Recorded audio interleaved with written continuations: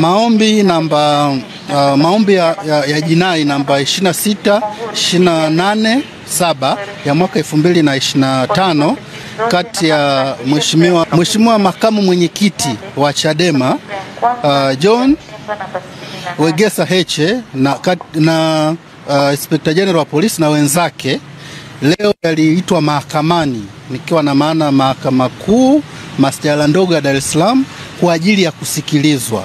Sasa kama ambavyo tulitaarifu umma tarehe iliyopita kwamba upande wa wajibu maombi waliomba kuleta majibu yao, nikiwa na maana kiapo kinzani kujibu yale maombi ya mleta maombi, na ni kweli wameleta majibu na yalikuwa yametakiwa kuletwa sio zaidi ya jana tarehe 9 mwezi wa 11 2025, na walifanya hivyo, na sisi leo waliweza kutupatia nakala.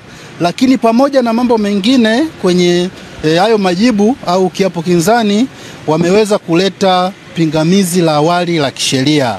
Kwa hiyo baada ya kuwa tumepata hizo nakala ya majibu pamoja na pingamizi la awali la kisheria, kama mlivyoona tulivyoingia kwa mheshimiwa jaji, tulieleza hayo kwamba tumepokea majibu kama nusu saa iliyopita.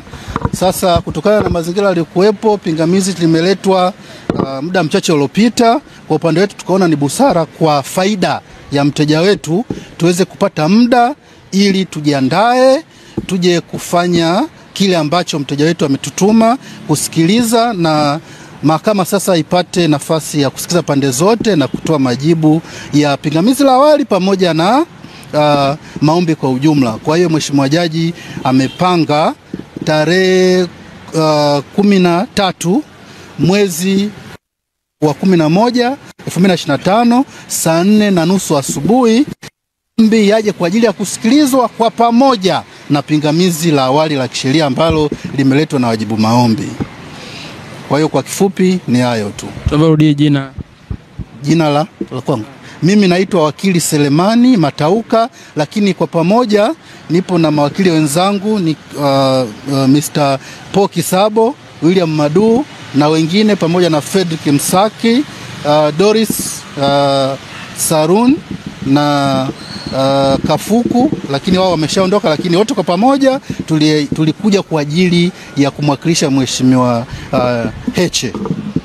Amlifanikiwa kuonana Heche, labda ana hali gani kwa alipo, anasema kusema? Kwa ukweli kwa hizi siku mbili hatujaweza kufanikiwa, lakini kwa taarifa ambazo tunazo ni kwamba juzi na jana hali yake haikuwa mzuri na aliweza kufikishwa hospitali ya taifa Muhimbili kwa ajili ya matibabu zaidi. Kwa hiyo tukitoka hapa tutaweza kufuatilia zaidi ili kuona hali yake inaendeleaje, lakini kwa wakati wa siku mbili zilizopita hali yake haikuwa mzuri.